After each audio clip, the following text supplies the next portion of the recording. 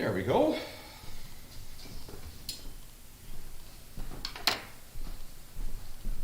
I think Donna stayed home. She dropped me off here because my truck was here. Yes, yeah. Yeah.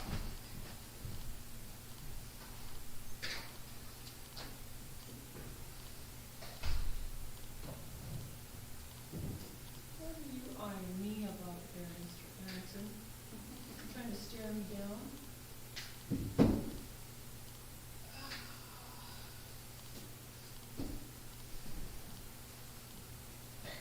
I feel like I'm ready for bed.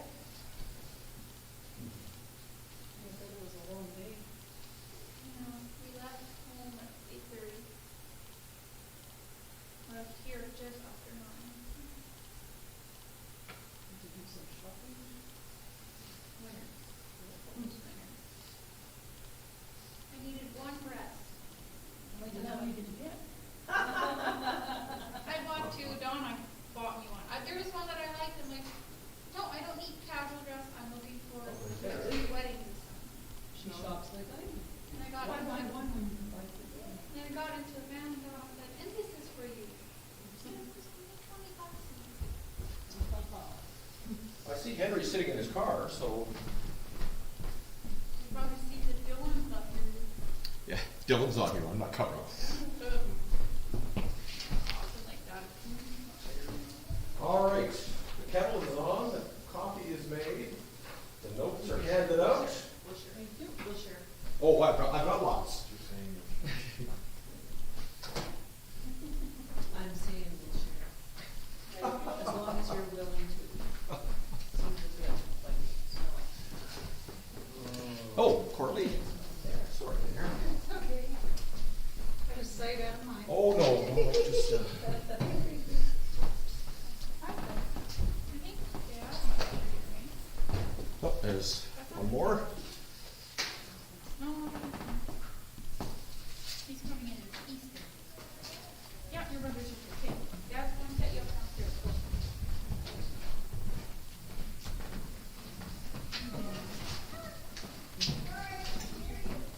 Hey, Henry.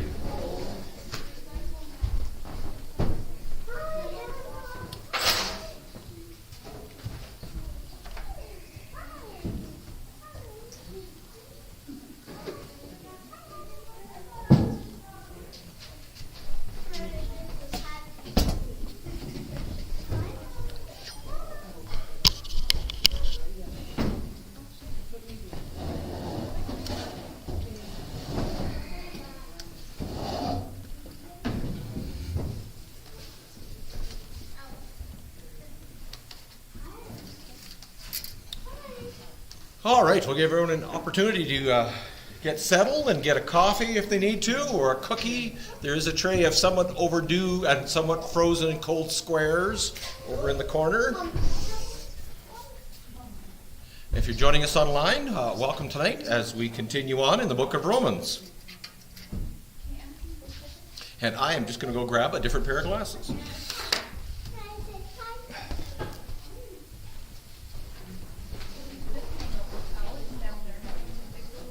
Hi, John. Oh, you're going to do a wellness check on you two today. Oh, really?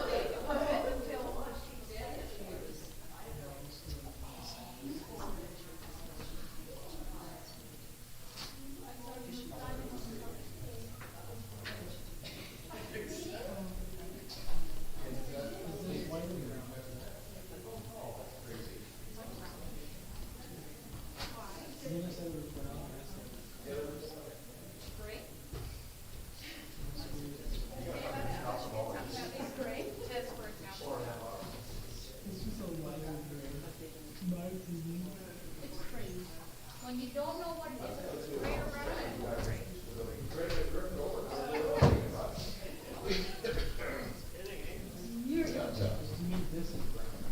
Yeah. But that could just be, beige, like a tan color, right? We saw you getting off the highway and we were driving by. You were looking like Like this morning? No, just now.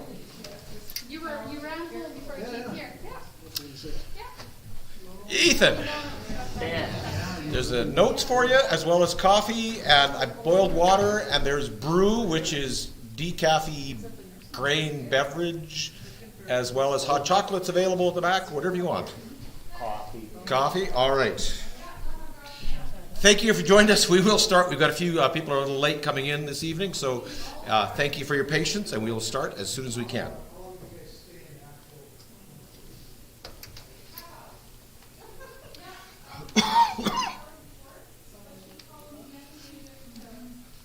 And I'll do my best to keep everyone awake tonight.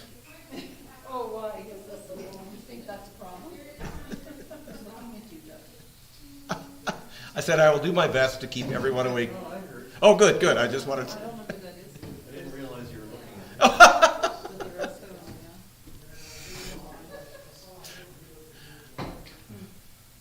Never worked with camera. That's a good picture. That's a few years ago.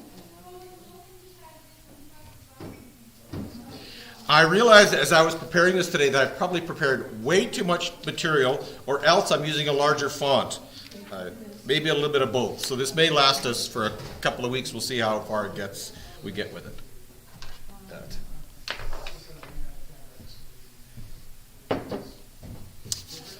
All right. For those of you who were not here last week, and those of you who were, just a little bit of a review as we move into the book of Romans. This is Paul's great treatise, or his great writing on what is the gospel. And 2 weeks ago we began with an introduction, and Paul introduces himself as the doulos, the slave of Jesus Christ. Not the one who has rights, not the master, not whatever, but really as a slave. And then he begins with the purpose of his letter. He says, I wanted to come see you so that I can impart some blessing to you on my way. Then he gives the definition of the gospel. And last week we looked at really what are the 13 elements or components, these detailed, rather seemingly small ideas that in reality possess great weight. We saw the importance of the difference between of and the and a and or, and how that this language is so compact, but each word is like not a blow, but each word is a specific moment defining the reality of the gospel. And we're not going to review it, but it's there in your notes as Paul talks about the power of salvation in, and the difference between as it is written, why the gospel is part of a written history and all these. And he comes to the great conclusion that the just shall live by faith. This is the great message. Paul wants his people to know that faith and life go together. And so in the beginning of Romans he says, I was so glad to hear of your faith. And at the end of Romans he says, I was so glad to hear of your obedience. So this idea that faith and obedience really are two sides of the same coin. They're two breaths of the same lung, two beatings of the same heart, however you want to express it. That you can't say, I have faith or I have works. As James will later on say, show me your faith by your works. These two ideas are united together, and Paul affirms this, that those who live a life of faith will live a life in faith. That makes sense? All right, grab your Bibles and turn to Romans chapter 1. We're going to look at verses 18 and forward. That is the necessity of the gospel. So let me begin with that question, and feel free to yell out the answers. Why do we need the gospel? If that's what the gospel is, why do we need it? Salvation. And salvation implies what? That we need saving. That we need saving, that we're lost, right? Good. All right, so we need the gospel because we need saving. Anything else it implies? There is a Savior. There is a Savior, right? Not just a message of salvation. There's actually a person who does the saving. Good. We need a Savior, and there is a Savior. Good. Anything else it implies? How to live. How to live, yeah. That there's implications, how to live that saved life out. Spread the gospel. Yeah, and that we in turn are called to spread it and share that with people. Good. Any other implications? Is salvation within us? If we need it, We don't have it. we don't have it, right? So let's say you have a vitamin B12 shortage, right? The doctor says, your body no longer makes B12. You need this. Implying, therefore, that you do not have this, right? And without this, you will be in a coma. So the fact that we say that you need the gospel implies that we don't possess the gospel in and of ourselves. All right, verse 18. Let's start with, we'll start with Doug. Just verse 18 of chapter 1. Doug? The wrath of God is being revealed from heaven against all the godlessness and wickedness of men who suppress the truth. Good. So the first thing Paul says is, we need the gospel. Here's why the gospel is being proclaimed. Because the wrath of God. When you think about the wrath of God, what comes to mind? Fire. Fire! I love it. Good. Anything else?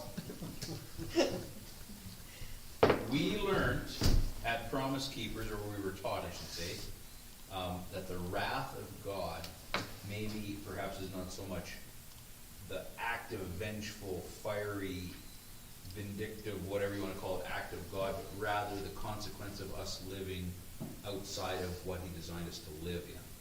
Like a fish is made to live in water, and he says, this is great, but I want more. He jumps up on the dock, and not long after he starts drying out, he goes, why does God hate me? Which we will come to in Romans, because that's the consequence of the wrath of God. Yes, that we are given over, which is exactly what this passage is about. Yeah. The wrath of God is experienced in part by the consequences of our actions. Good. That's a talking. That's a talking Even fish bread. with legs? Yeah. Good. No legs. Well, the word wrath here, when you think of wrath, what images come to mind? What ideas or images or colors or poems? Anger. Blood? Yeah. A degree of violence, right? Violence, yeah. Discipline? Good. Violence, yeah. Silence. Oh, the quiet wrath. Yeah, I like it. At the Meyer house. Yeah. Call it the evil eye. Yeah, the evil. Yeah, the look. I have a picture in my office of Donna looking over the top of her glasses, and every time I start to slack off a bit, I just okay. That's good. The word here is to teem, like a teeming river, or to swell like waves. It is a picture of the swelling which eventually bursts. We used to say in my household, beware the wrath of a patient man, right? Someone who's calm, who finally snaps. They tend to snap harshly and violently. It's grand and huge, right? It is the anger that proceeds from a settled nature. God doesn't fly off the handle. He's not that kind of person. He is calm and settled, but eventually, so this is not uncontrolled anger like a child. It is settled indignation that finally goes, the cup is full. Now we have to deal with this. So there's not so much of the emotional content that we think of as wrath, as in it's finally there. So it's this inner, deep feeling of seething and smoldering. The other word that is used for anger in the New Testament is thumos, and that's the word boil up, and that's those passionate outbursts of rage. That's when we think of anger, we tend to think of thumos, right? That person who flies off the handle, they file into a rage. That's not really what we're seeing here. John MacArthur writes, this is the anger that reaches the fever pitch when God's mercy and grace are fully exhausted. It will mark the end of God's patience and tolerance with unregenerated, unrepentant mankind and the swelling of his final furious anger, which he will vent on those whose work is evidenced through their persistence and unswerving rebellion against him. This is the final. That's the wrath of God. We've seen that in all the minor prophets, right?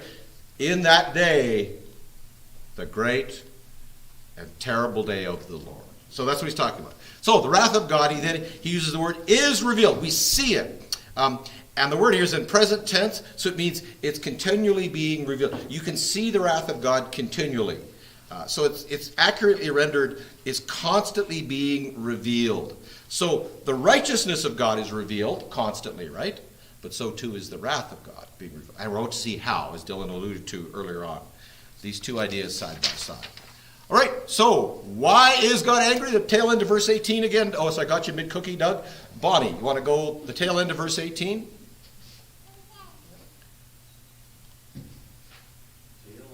Yeah, the second phrase. There's, for the wrath of God is continually be revealed. Who suppresses the truth by their wickedness? Good. So why is God's wrath being revealed against people? Because they sin. What's the word he uses? Godlessness. Yeah, and they suppress it, right? They suppress the truth. They know the truth, but they push it down inside them. They're suppressing it. So here's the issue with the Gentiles. They don't have the law, right? The Gentiles don't have the law. So what argument Paul says, look, the Jews are saying, well, God can be angry at us because we know right and wrong, but how can God get angry at the Gentiles? Well, he reveals it in verses 18 through 23. He says, guilty of not doing what they know. So can God be angry? Can you be angry at someone who doesn't know the law? No, you can't. If you never tell your kids what's wrong or you don't know what's wrong, you can't get angry. And so, Well, you can be angry at them. yes, You can't hold them accountable for it. good. Yes, you can be angry, but you can't hold them because they don't know any better. And that's their argument here is, well, do the Gentiles know better? How can God be wrathful against the Gentiles? They don't know better. And Paul says, actually, they do. All right, Bonnie, you want to read 19 through 23? This is the big chunk we're going to look at tonight. Because that which is known about God is evident within them, for God made it evident to them. For since the creation of the world, his invisible attributes, his eternal power and divine nature have been clearly seen, being understood through what has been made, so that they are without excuse. For even though they knew God, they did not honor him as God or give thanks, but they became futile in their speculations, and their foolish heart was darkened.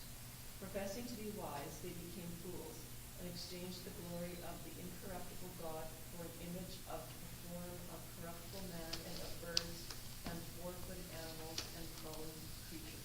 All right, let us unpack and chew into this. This is a big chunk with lots in it. All right, first thing he says, they have the truth, but what have they done with the truth? They suppress it. And when you think about suppressing, like a fire, you're putting it out. So they're doing things that mean that they can't hear or understand or accept the truth. Now, what's interesting here, for the truth of God is evident. What's the word here? For the truth of God is evident. There's a key little word. Because God made it plain to them? God made it plain to them. Okay, no, just, you're close, Joyce. Take a look in verse 19. Because that which is known about God is evident. Within them. Ah. Is it evident around them? Yes, we're going to get to that. But the truth is evident within. In other words, what's he claiming, the first claim? They know inside them. There's something inside us that knows right from wrong, right? There's something inside us that acknowledges God. We can suppress that. But he says everyone has something inside them that is within. It's interesting that he uses the word. The most evil person, Yes. there's still part of him that should know better. Yes, that does probably That know does better. know.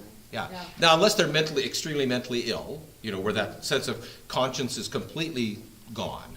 But you think, well, it's pretty rare to meet someone who doesn't know right that what they're doing is wrong. Usually it's a medical thing. Yeah, and it could be a medical thing. Yeah, Yeah. for sure. Pascal writes this. What else does this craving, this helplessness proclaim, but that there once in man there was a true happiness, of which all that now remains is the empty print or trace. This he tries in vain to fill with everything around him, seeking in things that are not there to help the help he cannot find in those that are. Though none can help, since this infinite abyss can be filled only with infinite and immutable object. In other words, God himself. You might have heard somebody say, the God-shaped vacuum. That's kind of a version of this. But Pascal actually says that everyone has these cravings, this helplessness that reminds us at one time that we once were happy. But all that remains within us is this imprint of the once happy estate. And so once that imprint, that trace is there, we try and fill that. You think of an imprint as like a stamp, a divot. There's a hollow because of the imprint of it. And when the stamp is gone, there's that little bit. We try and fill those empty spaces with everything around us, but they create what he calls the infinite abyss.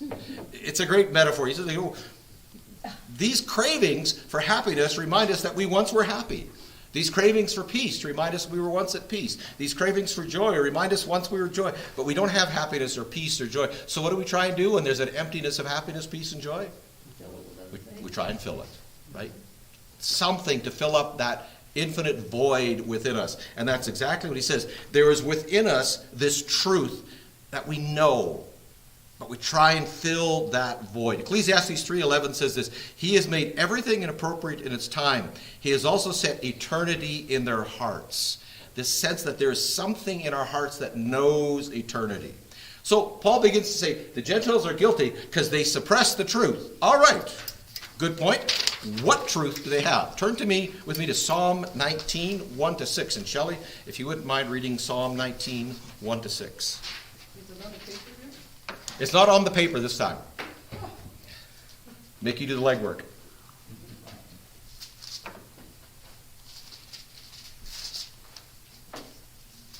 Psalm 19:1-6. Please. The heavens declare the glory of God, the skies proclaim the work of his hand. Day after day they pour forth speech, night after night they display knowledge. There is no speech or language where their voice is not heard. Their voice goes out into all the earth, their words to the ends of the world. In the heavens he has pitched a tent for the sun, which is like a bridegroom coming forth from his pavilion, like a champion rejoicing to run his course. It rises at one end of the heavens and makes a circuit to the other. Nothing is hidden from its heat. Good. So what is the one truth that every person in history's had? Creation. Exactly. The heavens declare the glory of God. And there's no place it's hidden, the psalmist says. So when you look at creation, what does it tell you? What does it declare to you? What? What's that? There's a designer. A designer, absolutely. We're going to talk about that tonight yet too. Good. A designer.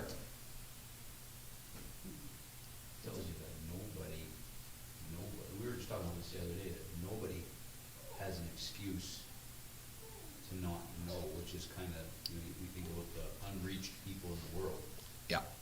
And that's what this passage addresses. Everything's been made known Yeah. that you need to know.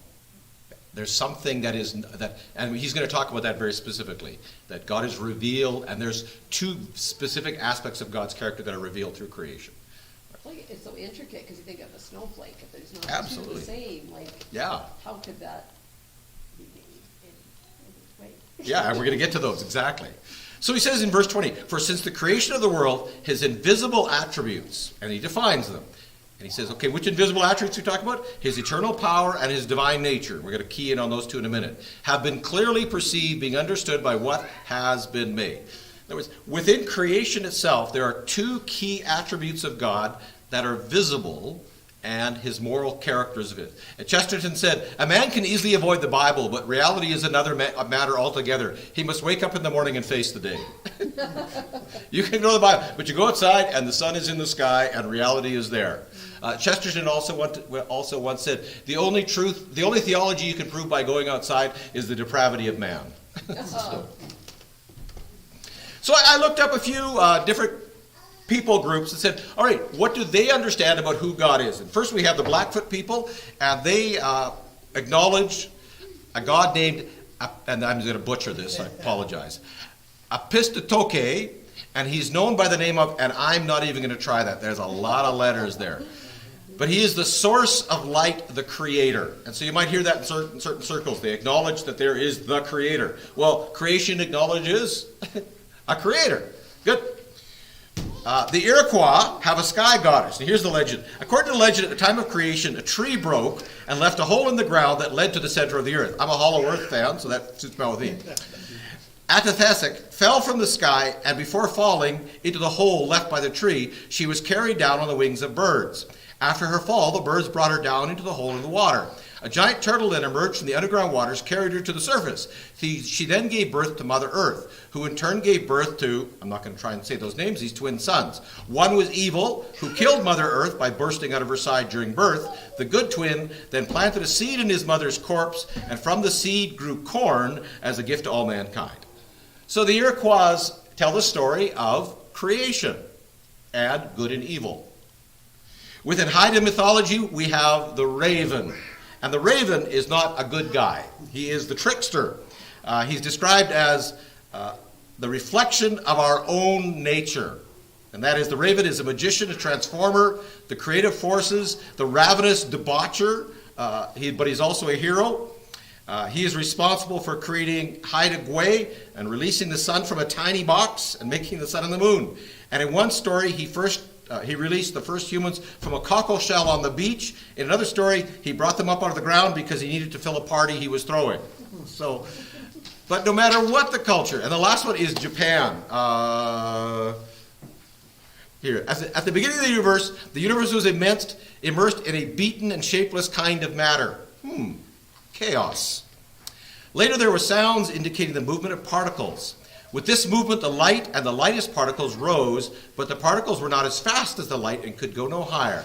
Thus the light was at the top of the universe, and below it the particles formed the first clouds, then heaven, which is called the high plane of heaven.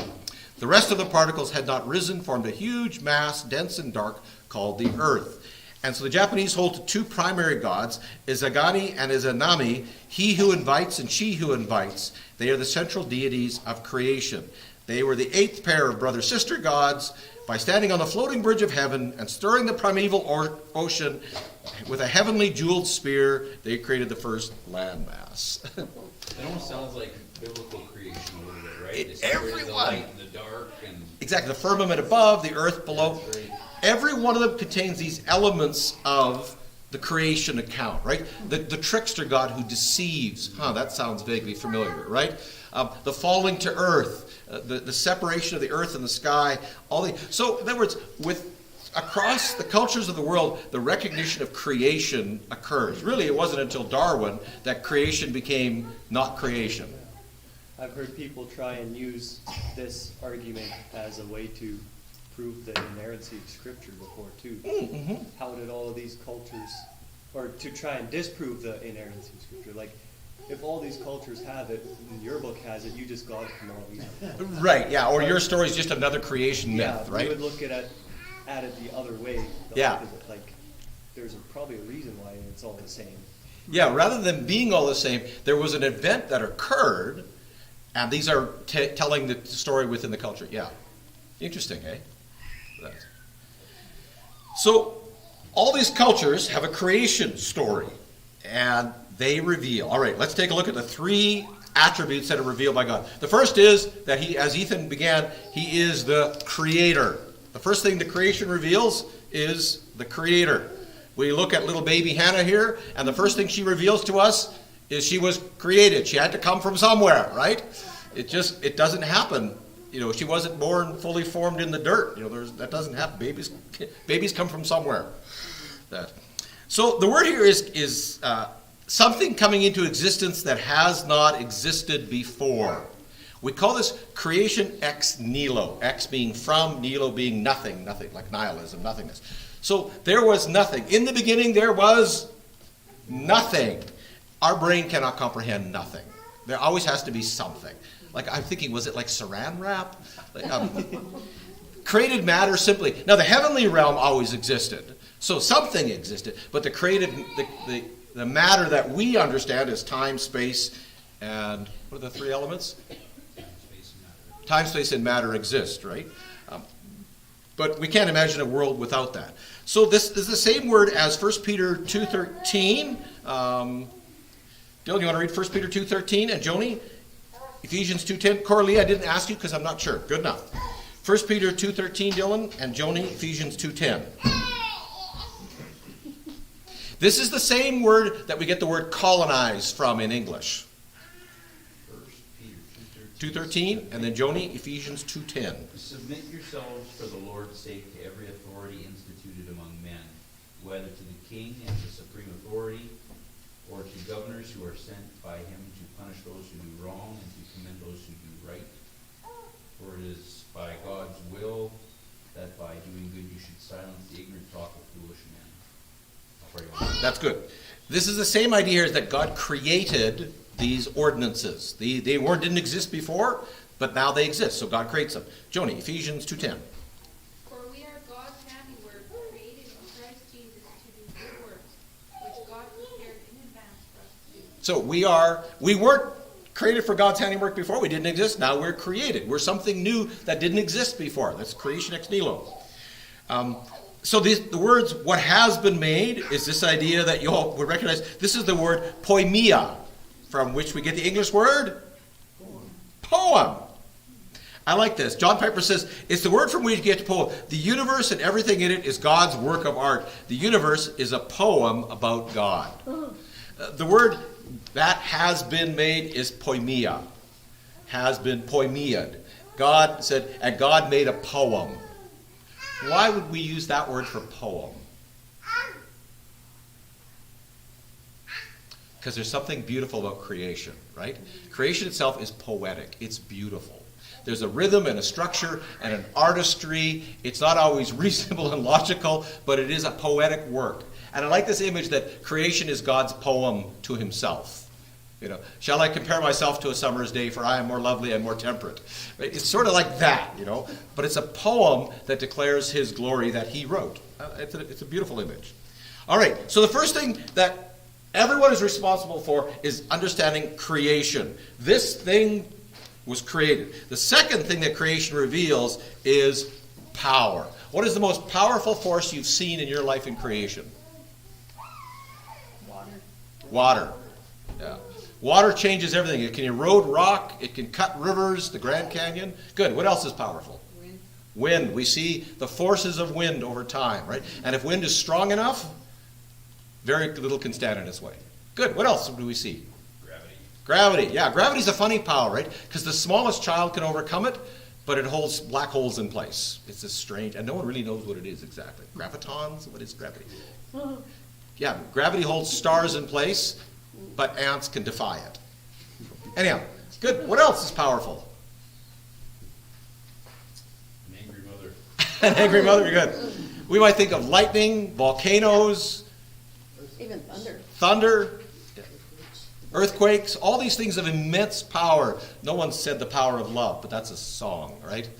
That's Huey Lewis News. That's the power. Love! You know, we think about the strongest forces in the universe. Love. All these powers. He says, creation tells us that the Creator is powerful, because power creates power, right? So this idea that this eternal is from the word idios, it means everlasting, having infinite duration, enduring forever. It speaks of God's power, which had no beginning, no end, and will be there forever. He's not focusing on the quality of God's power, but the eternal nature of it. And so this idea that it conveys this idea of effectively producing energy, not this raw, unbridled, but this dunamis that has purpose. Right? And so creation speaks of power with purpose. So what's the purpose of power in creation? What's the purpose of the wind, Doug? To frustrate us. Good. What's the purpose of an earthquake? I don't know. It vents some of the pressure between the tectonic plates, right? It relieves some of the pressure. Good. What's the power of lightning? Or the purpose of lightning? Yeah. Puts nitrogen in the soil. Yeah. It has a very beneficial purpose, right? What else? What else are we talking about? Gravity. What's the purpose of gravity? Keeps us from floating away. Yeah. Unless you're not in New Zealand, then the rockets just fall off and go into... Launching aircraft in New Zealand is very easy. They just fall off into the sky. And what it reveals is not just power, but power with a purpose. That the purpose of power is there for a reason. Power exists. Thunder, lightning, wind, waves. Waves. Earthquakes. They all function within the relationship of the planet, right? We know that without wind, you know, things wouldn't... Whatever it doesn't, it does. All these things. All right, so the third thing it reveals is his divine nature. Interesting word here. Only time this word is used in the New Testament. Rare, rare word. It is the quality of his nature, and the word here is better translated divine majesty. What comes to mind when we think of majesty? Kings? Beauty. Something that's majestic. What is one thing you've seen in your lifetime that's majestic? Mountains. Rain. Waterfall. Sunsets. Hawaii. We think of majesty as large and impressive. Something that takes your... When you get to the Grand Canyon, you kind of go, you know, and it takes your breath away a little bit. This is the idea of majesty. It's not subtle. Majesty, and that's why Psalm 8, 1-8 says, that's not what it says. Psalm 8, 1-8 is something totally different. Henry, you want to read Psalm 8, 1-8?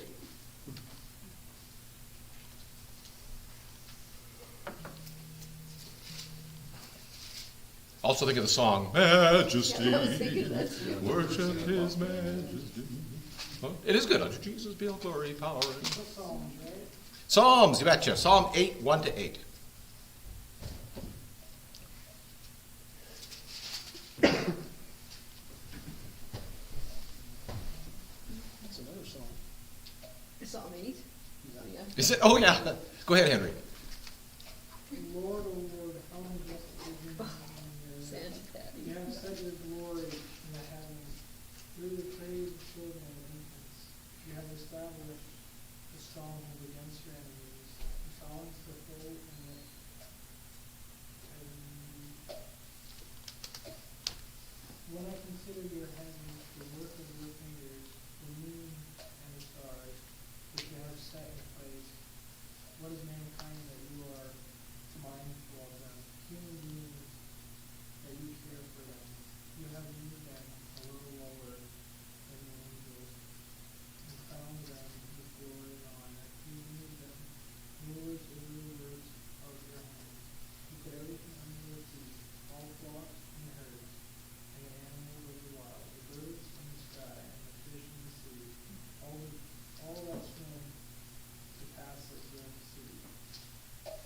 Good.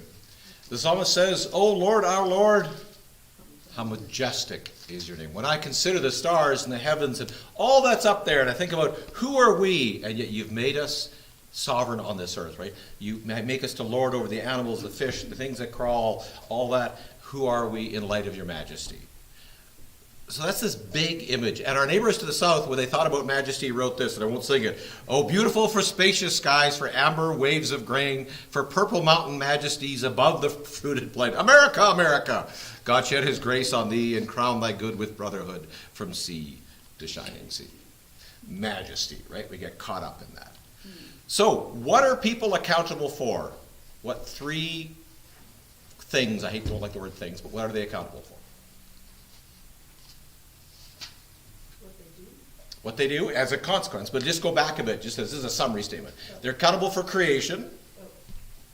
They're accountable because of the power of God, and they're accountable because of the majesty of God, right? So they look at creation and say, creation tells me there's a creator. It tells me that he's powerful, but he's also beautiful. Not just that raw, unbridled power, but also the beauty of it, the magic. And I love that creation speaks not only to the power of God, but also the beauty of God. That this creator is both beautiful and power. If he was just powerful, what would that mean? He could be unjust and unfair. Exactly. Unjust, unfair, cruel. He could be anybody. He could be anybody, right? If he was just beautiful. Useless. Useless. Exactly. Beauty has, sometimes beauty is really not that useful, right? So we get this idea, this balance of God, that he is both powerful and beautiful at the same time. Creation speaks of power, but then we stop and we pick up, that one little white flower on the side of the road that has no power, and yet you look at the intricate beauty of it. You say, creation speaks of this or like Joyce said earlier on, the snowflake, right? Which really has very little purpose outside of, and it's going to be here today, gone tomorrow, it's going to melt next week, right? Yeah. They keep saying next week. They keep saying that. So these two ideas are held not in check, but in trust with each other, of the power of God and the beauty of God. And all creation, all humanity is responsible. They are responsible for what they can see. The world was created, therefore the Creator is powerful. The world is majestic, therefore the Creator must be majestic. So it tells us that God is both powerful, but God is also beautiful and majestic. It's an interesting combination. What can be seen about God in creation? Power, and then beauty and dignity. All right, anything else you can think of that's seen in creation outside, not that Romans missed it, but anything else that creation, by looking at it, tells you about God? Well, I think Ethan started with the Creator, and that's in here. Even just man and the way our bodies are created. Yeah, The intricacy, right? Of all the systems and. Yeah, and we're going to use one clear illustration. Anything else that creation tells you about who God is? He's perfectly coordinated, everything is perfectly orchestrated, everything sits so perfectly in balance. Yeah, and it's just a fine balance for it to go off, right? If the earth was a little closer to the sun, we'd be a little farther from the sun, we'd be in trouble, right? If it wasn't tilted at just the right angle, we wouldn't have the seasons, right? This idea of perfect balance. Now, what is the only solid that expands when frozen? Water. All other solids shrink when frozen. But water, because of the way the molecular structure aligns itself, actually expands into little circles and makes a circle. It expands. Well, if water didn't expand when it was frozen, there would be no life on the planet, right? The intricacies of everything. And so it speaks of perfect balance. All right. I want to give you one example. This is one of my favorites. That is the vitreous gel in your eyes. All right, let's talk about vitreous gel for a second. This is the gel-like fluid that fills your eyes. It is a fibrilla meshwork made up of water and 40 proteins, including collagens 2, 5, 6, 9, and 8. The non-collagenous components of fibrillin, fibroactin, opticin, teniskin, vitronectin, frem2, chondrorudimulin, fibrillin, lumeus-relin, mimican, and hydraulic acid. Sounds like you're reading something backwards. Yeah, I know that. Yeah. I don't think it's hydraulic acid. No. Hydraulic fluid. No, hyaluronic acid. Thanks, buddy. That didn't sound right, did it? That word in your notes. All right. It's full of tiny fibers that attach it to your eye. So it's a liquid that attaches itself to the back of your eye. And you aren't born with any. It doesn't. I got this wrong my whole life. I'm thinking about it. Finally read it today. So you have none of this in your eye when you're born. So when babies are born, they have really terrible vision, right? They can only see about just a few inches. And they said the reason was that because if babies could see everything, their brains couldn't cope with it. They'd be like overstimulation, like, whoa, way too much stuff going on here. They can see their moms, like that's pretty much it. So it develops in your eyes over the course, about age 4 or 5, it's there. So it takes 3 or 4 years for it to develop. And by that time, well, my phone is picking up things and looking up answers for me. By that time, your brain's able to cope with reality. So you think about it. This doesn't happen in your brain in birth. It does not develop later in your body. And even now, little Hannah, over the next few years, she will develop vitreous fluid in her eyeballs. We get anywhere between 3.5 and 9.2 milliliters. And once it's gone, your body can't make any more. All you get is 2 teaspoons. And then below in your notes, over the next 2 pages, these are the 40 proteins in the vitreous of a chicken. So, I'm not going to read them. I always wanted to know that. But yeah, if anybody wanted to know what are the proteins in the vitreous of a chicken, you now know. Why a chicken? Because their eyes are very simple. They have very poor vision. Why they got so much in it? Yeah. So you think about that. 40 unique proteins, including hyaluronic acid. So here you go. I'm not even going to read them, but all this stuff. 1, 2, 3, 4, 5, 6, 7, 8, 9 types of collagen, bunch of thing called FREM2, perlecan, lamina alpha 1, lamina beta, lamina gamma, this giant word, lumicon, mimacan, opticon, relin, spondin, and all this kind of stuff, right? And that's all in the poorest eyesight of an animal with the poorest eyesight. Yeah, chickens. All that is in there. Do chickens have good vision? I guess not. But that just blows your mind. That's That they exactly get it. that all in a chicken. So, vitreous fluid is not formed in the womb. It develops between birth and 5, after the point the body cannot make it anymore. It contains 40 different proteins in the exact right volume and relationship, including an acid. Wow. And that formed how? Yeah, really. God. It took some time. It took some time, a lot of trial and error. Yeah. Yeah, a lot of trying to get those 40 proteins all lined up with just the right amount, and not 41 proteins, not 39, because it doesn't work. So if they take it out of your eye, you don't get any more. Your body makes something else, but it's not vitreous anymore. This is why people have a hard time with the eye as being, part of the evolutionary equation, because it either works at this level of complexity, or it don't work at all. And then if they take the vitreous out right away, within months you get a cataract and you go blind. And yet there are those that will argue that we can, That if you roll the dice, if you took 40 dice and rolled them often enough, you'd get this protein. yeah, it's just hard to imagine. I can't fathom it. And that's why, and then Romans says, so they are without excuse. Well, you think about it, if you look in nature, all the animals have eyes. Yeah. That didn't just happen. Well, it's because we all come from the same thing. Well, that's true. Let me give you 2 more, because I got onto this rant this afternoon. All right. Prior to his death in 1984, Paul Dirac, who was called the world's greatest living physicist, his pioneering discoveries led to a Nobel Prize in Physics in 1933, led to the study of quantum mechanics. Called by some the equal of Isaac Newton and Albert Einstein, at the age of 30, he became the youngest person ever to hold a professorship at Cambridge University. He is not dumb. When Dirac was asked once why gravitational forces were getting weaker, he responded, why? Because God made it so. Dirac insisted that science and religion were not at odds, rather they were both seekers of truth. The scientists believed that God used beautiful mathematics, poetry, to create the world. Beautiful but not simple. My theories are based on the faith that there is reason for all the numbers nature provides us with. So here's a mind who looked and studied and said, beautiful mathematics. What did he see? He saw the power and the beauty of God. One more. I love this one. God's wonder, the bee. That 16-ounce jar of honey in your pantry exists only because tens of thousands of bees flew some 112,000 miles in a relentless pursuit of nectar gathered from 4.5 million flowers. Every one of those foraging bees was a female. Sorry, where women work miracles.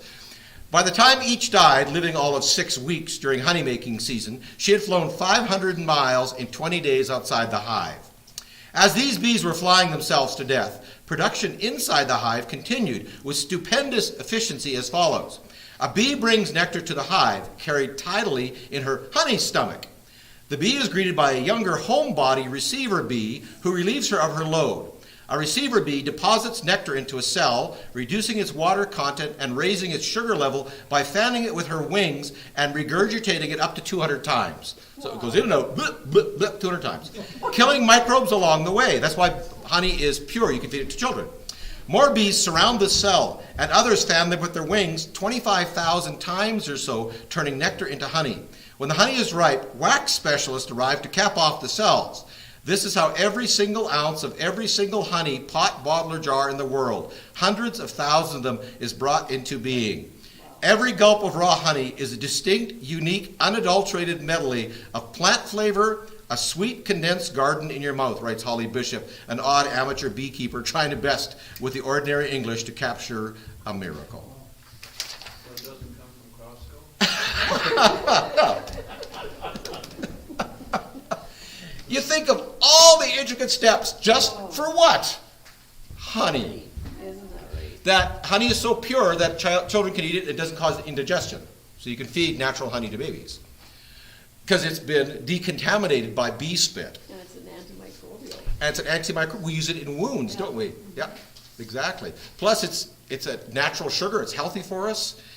And it goes on honeycomb. Like, it's amazing. All because these little bees flew, spit, got spit, covered, waxed, cooled, did it, and then we reach in and we take it.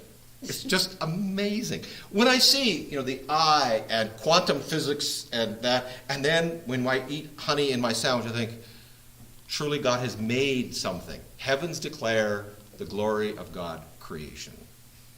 All right. As a consequence, though, once that is rejected, something happens. He says, and their hearts were darkened. To reject the light of creation is to walk in darkness. Verses 21 through, Danny, you want to read 21 to 23? For although they knew God, they neither glorified him as God, nor give thanks to him. But their thinking became futile, and their foolish hearts were darkened. Although they claimed to be wise, they became fools, and exchanged the glory of the immortal God for images made to look like mortal man, and birds and animals and reptiles. Chesterton goes on to say, legends all say that the earth was kinder in its earliest time. There is no tradition of progress, but the whole human race has a tradition of the fall. Every creation account. If we would go back to the Aztec stories, through the Mayan stories, the Iroquois, the Black, all these stories tell of the fall. That creation was beautiful and formed, and then it crashed. So Paul goes on to say, what they know about God is creation, power, and beauty, but they reject those. And as a consequence, something horrific happened to all people. He says, first off, even though they knew God, they chose not to honor him. I love what the King James says here. They glorified him not as God. They did this switch. In other words, they did not place him in the position of power, of honor that he rightly deserved. The verb honor here is aorist tense, action at a moment of time, and the active voice. In other words, indicating that mankind made a deliberate choice not to honor him. There was a point in time, and that choice now has ongoing repercussions. So knowing who God was, powerful and majestic, they willingly chose not to honor him. Why? Why would people say, nope, not going to honor any creation? Pride. Good. What else? I don't need him. Right. Then I'm not dependent. Yeah. I'm not subject, right, to the Creator. I made my own world. Right. Knowing God was powerful and majestic, they willingly chose not to honor him. The Lesser Catechism, the Westminster Catechism says this: what is the chief end of man? The chief end of man is to glorify God and to enjoy him forever. to not glorify and to not enjoy. Power and beauty. What brings us joy? Beauty. What do we glorify? Power. Right? It's all rooted in these same ideas. These are the first and last sins. Not giving honor and then not enjoying him forever. Franz Joseph Haydn, some of you perhaps know him, was present at the Vienna Music Hall where his oratorio, The Creation, was being performed. Weakened by age, the great composer was confined to a wheelchair. As the majestic work moved along, the audience was caught up with tremendous emotion. When the passage, "And there was light," was reached, the chorus of the orchestra burst forth in such power that the crowd could no longer restrain its enthusiasm. The vast assembly rose in spontaneous applause. Haydn struggled to stand and motioned for silence. With his hand pointed toward heaven, he said, "No, no, not from me, but from thence comes all." Having given the glory and the praise to the Creator, he fell back in his chair, exhausted. Here's the man who creates this incredible beauty, and the crowd responds in beauty to praise him. And what does Haydn say? No, no, no. God gets the glory for this. It's a beautiful moment when beauty and power rolled into one. Music, by the way, contains both images. Music is both beautiful and powerful, and that's why it so often reflects God in our lives. And it's so powerful in everybody's life. All right. Not only did they not honor God, then they chose not to give thanks to God. Again, this is a verb in the aorist tense, and the active voice means that mankind made a deliberate choice not to thank God. What we call willful ingratitude, right? I was feeling kind of down this morning because it was ugly out. Then I had a long phone call with someone after, and I started to count my blessings. I went, right, I mean, you start to realize how grateful you should be for life when you start seeing it in perspective. James 1:17 says, "Every good thing bestowed and every perfect gift is from above, coming down from the Father of lights, with whom there's no variation or shifting shadow." We have to give grace. So, what are the two great sins of humanity? First, they refuse to acknowledge the power and the beauty or the majesty of God. And then secondly, they refuse to give thanks for what he has done. So what is expected of humanity? Give thanks. To recognize and give thanks, right? Say, yes, God, this is from you, and Thank you. thank you. So we sit at the table and we say, this food came from you. Thank you. This cow, you made it. Thank you. You know, this sunshine, made it. Thank you. It is this simple life of constant recognition and then gratitude, right? Interesting, the issue of ungratefulness. Jeremiah Burroughs wrote a book called The Rare Jewel of Christian Contentment. He writes this: worship is not only doing what pleases God, but also being pleased with what God does. Worship is saying, God, I'm pleased with you, but I'm also pleased with what you're doing. It's a response to God. William Barclay writes, ungratefulness and pride go hand in hand. Where one goes, the other walks beside it. Ingratitude is a rejection of God. It is a rejection of him as creator and ruler of all things.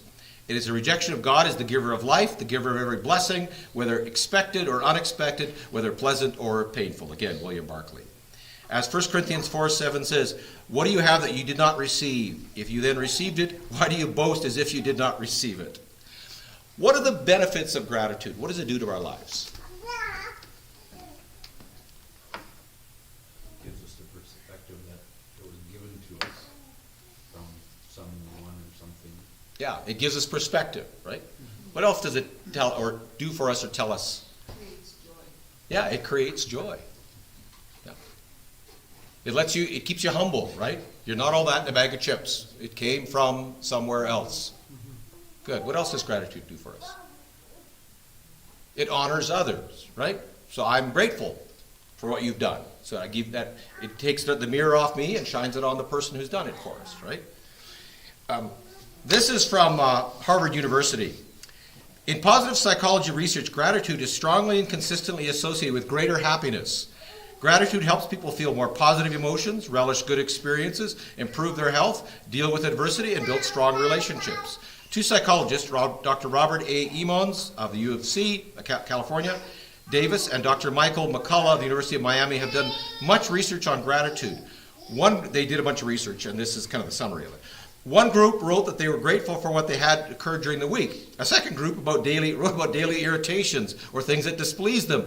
And a third wrote about the events that had affected them with no emphasis, positive or negative. After 10 weeks, those who wrote about gratitude were feeling optimistic and felt better about their lives. Surprisingly, they also exercised more, had fewer visits to the physicians than those who focused on sources of aggravation. Just the power of positive thinking. Well, we'll call it power of gratitude, right? Those who are grateful live better lives. You're healthier, you're happier, you see the world from a different perspective. It's not that the glass is full or half empty. We're just happy to have the glass at all, right? Because somebody else is drinking mud from their hand. Well, then it takes away negativity. Absolutely. Which is what drags people down. Sure, yeah. If all we do is look on the dark side, we will fall into that hole, right? We can see a million colors. Shouldn't that be cause for gratitude? You know? It's just... We get to breathe. Yeah, we get to breathe. And when you think about, if you're ever sick, you go, man, I remember when I wasn't sick.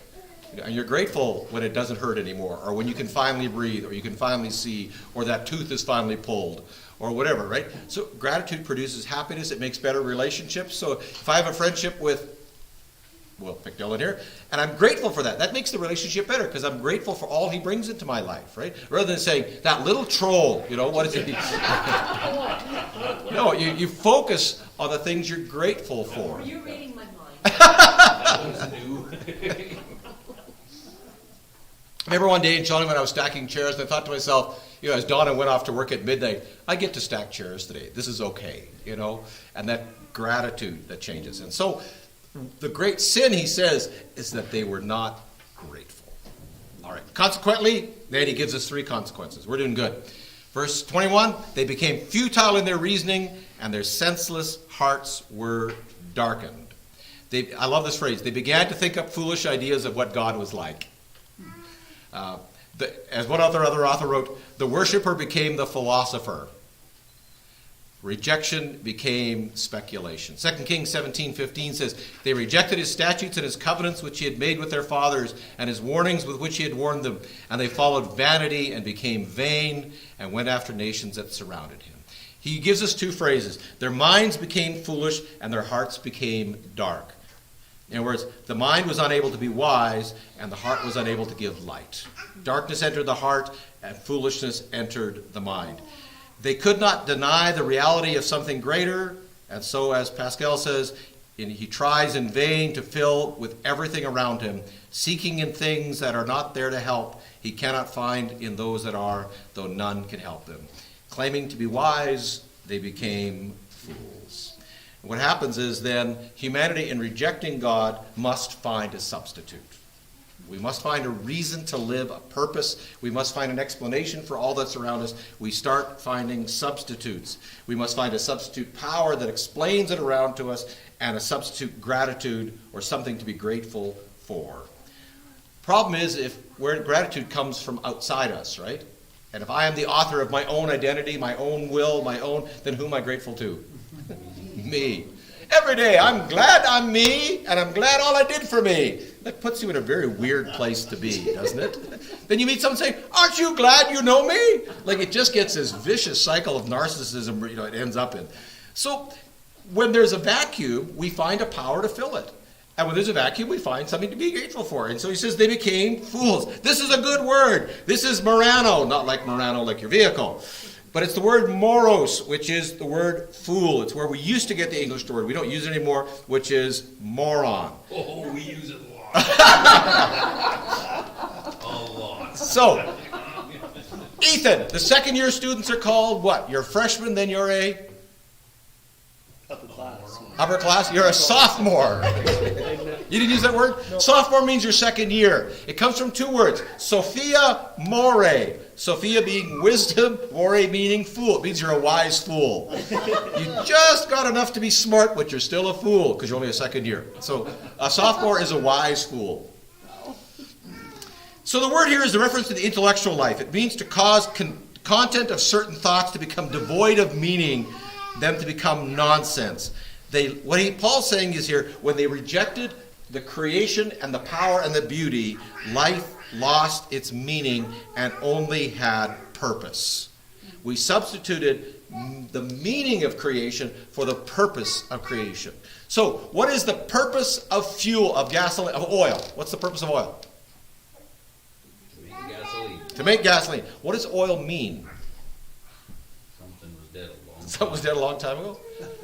That God created a substance that's so versatile and incredible, right? You start back and you start thinking about, what does it mean that water works the way it is? What does it mean that our eyes work the way they do? What does it mean that honey is the way it is? We know what the purpose of these things is, but we find greater meaning.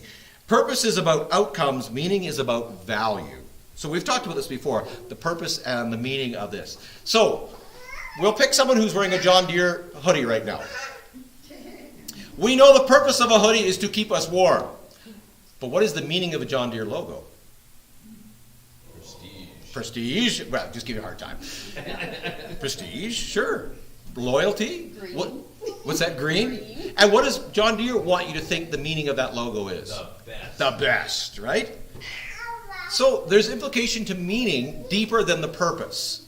Right? So you could have a cheap pen. I could go out tomorrow and buy you a $3 pen. I could also buy you a Mont Blanc fountain pen for like $5,000. They both share the same purpose, but one has a very different meaning. A wristwatch. I want to ask Dylan how much he paid for his watch. But we know a wristwatch, there's a difference between purpose and meaning. So if you have, the purpose of a watch is to keep time, but if I'm wearing a Tag Heuer watch that I paid $15,000 for, that means something. Or a purse, I won't go into that. Or a coat, or whatever it is, right? So I think we know the difference between meaning and purpose. But meaning speaks to deeper values for things. And the word meaning is the word logos. In the beginning there was the Word. There was logos. In the beginning there was meaning, and meaning was with God, and God creates this meaning. Interesting, eh? That logos is meaning. If you look at your next page on page 13, you'll see this telos is the word purpose, which means result. So logos is meaning. This is reason, cause, ground, thoughts, expectations. Telos is consumption, closure, results, purpose. And Paul says they became unable to see the meaning of life. They became to be unable to see the meaning of creation. They became unable to see the meaning of oil, honeybees. All they could see now was purpose.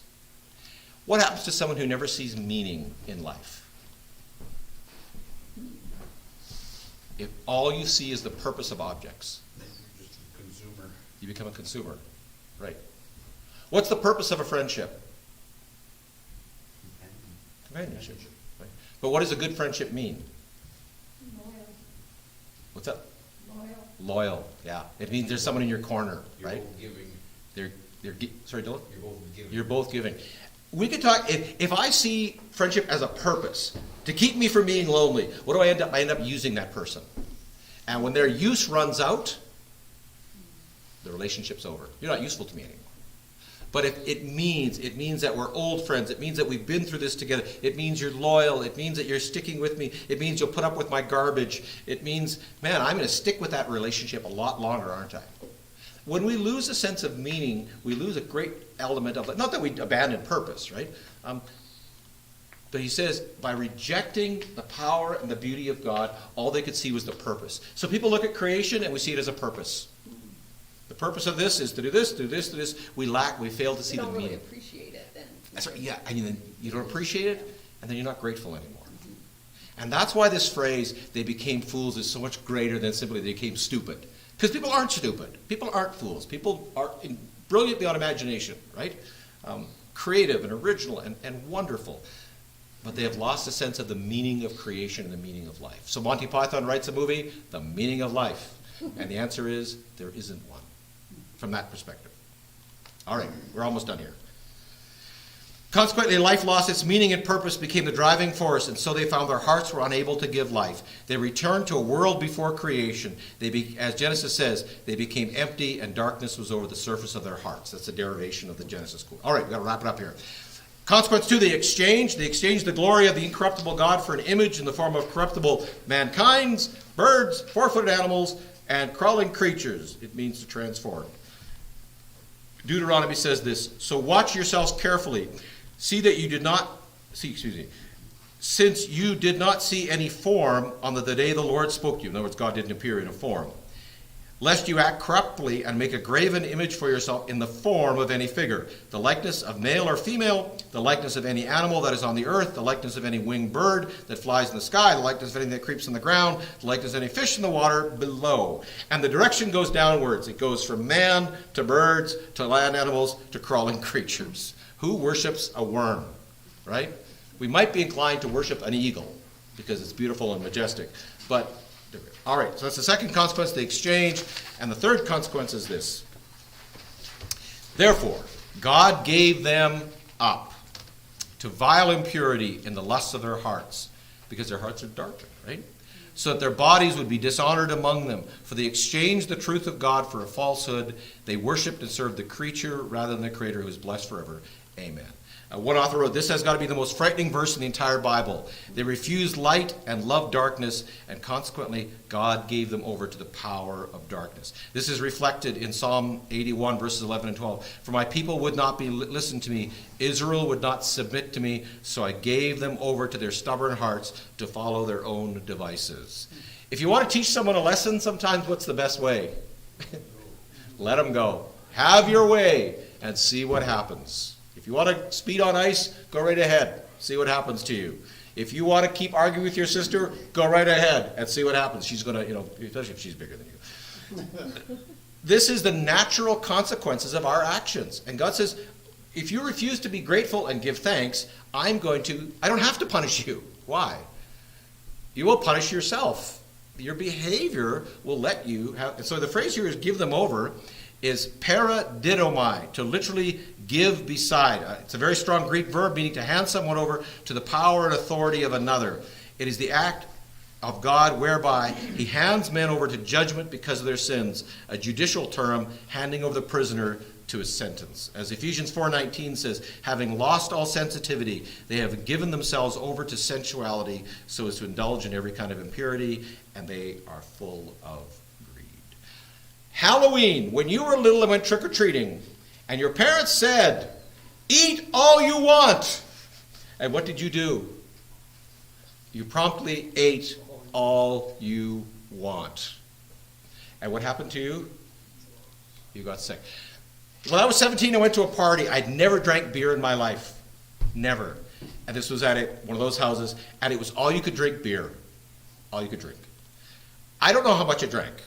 I drank because I could. I just remember not being aware of getting home the next day and waking up sometime later in the day thinking, I do remember throwing up a lot, though.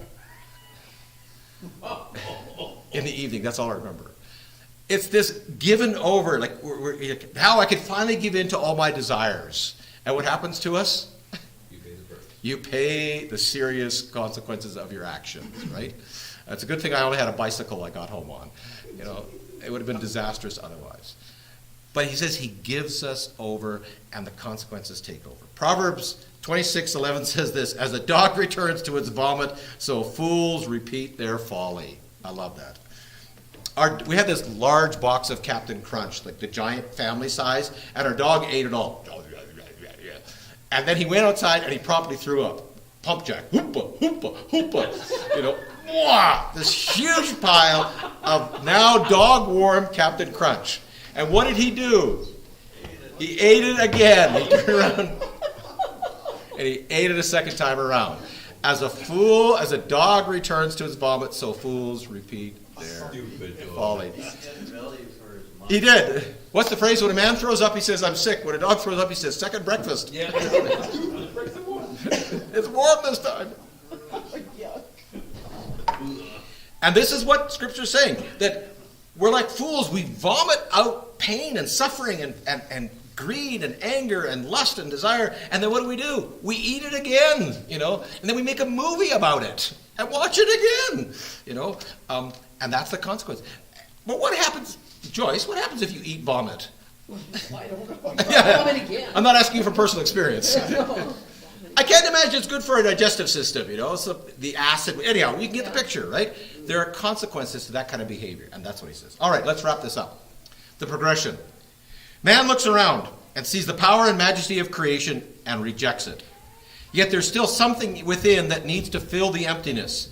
So he makes for himself his own answers, his own power, his own beauty. But these answers aren't enough to fill the void. He is still hungry. God gives him over to that hunger, and he finds himself enslaved to his own darkness. That's this. So why do the Gentiles need the gospel? Because they had enough light to know the power and the beauty of God, but they rejected it and substituted it for their own creation. They substituted meaning for purpose. They substituted power for addiction. Now, is addiction powerful? Addiction is very powerful. And that's why the Gentiles need the gospel.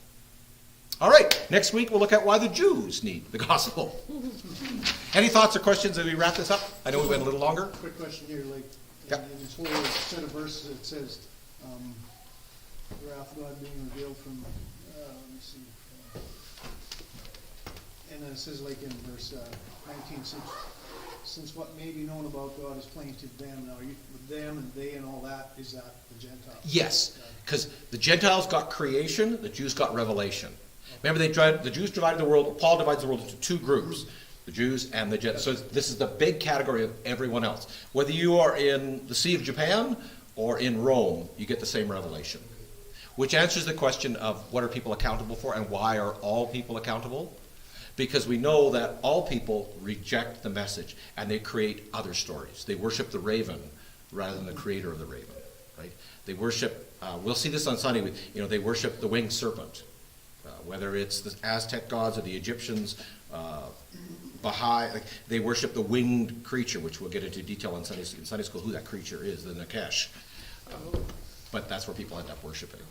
So have they ever found an unreached group of people that worshiped God, that naturally found themselves worshiping God? Yeah, and you hear stories of people that worship the Creator Yeah. as such undefiled as they can. Yep, I think so. Because normally you always see where they find people that are all pocked full of holes and things through their nose and killing each other and Yeah. blood sacrifices and cannibalism. Yeah. And you always wonder, like, I don't know, I've never seen Have there ever been a true group of people? They found some people in a chapel there, and Yeah. I think, we'd have to do a lot of digging, but I suspect that my brain says there has to be. maybe. Yeah. But you just think of the depravity of man and how we wreck everything, Absolutely. typically. Yeah. You get the Aztecs where there's not enough hearts to beat. That's right. Yeah. And human I just wonder, sacrifice. like, you Yeah. hope you think there has to be at least one group found that That's says, right. hey, you guys figured it out. Yeah, some guy in the woods at least, Yeah. Some family in a treehouse somewhere that did the right It's thing. made known to you, but Yeah. And they recognize the Creator as beautiful and powerful, and we don't know his name, or her name, whatever, right? Yeah. Its name, or whatever, but they acknowledge that, there's gotta be somewhere. So if they acknowledge him and all that, Yeah.